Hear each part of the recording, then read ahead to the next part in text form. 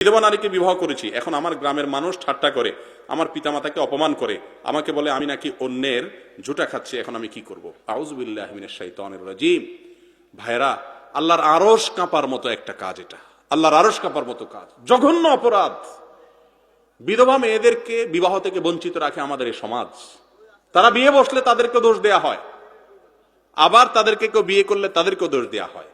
সমাজের যে মানুষগুলো এই কাজগুলো করেন, এই মানুষগুলো আল্লাহর জমিনের সবচেয়ে নিকৃষ্ট মানুষগুলোর মধ্যে একটা। কারণ লিমা তুহাররিমু মা আহাল্লাল্লাহু লাক, বিধবাকে বিয়ে করা জায়েজ আছে না হারাম? আমার নবী করিম সাল্লাল্লাহু আলাইহি সাল্লাম বিধবা বিয়ে করেন নাই।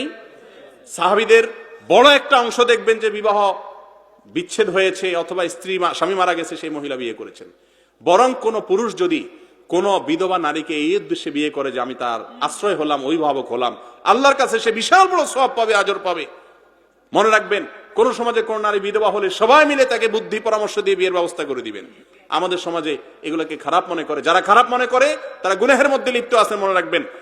কারণ বিধবা এক সময় ঠিকই তার একজন অভিভাবকের দরকার হয়। বিয়ে ছাড়া কয়দিন থাকে, কয়দিন বাপ ভাই দেখে, এক সময় ঠিকই সে বুঝতে পারে যে তার বিয়ে বসা দরকার ছিল। এই জন্য এলাকার গণ্যমান্য লোকদের কর্তব্য এই সমস্ত মহিলাদের বিয়ের ব্যবস্থা করা। আর পুরুষ সাথে বিয়ে করেন সওয়াব হবে, যারা ঠাট্টা করছে তারা গুনাহগার হবে।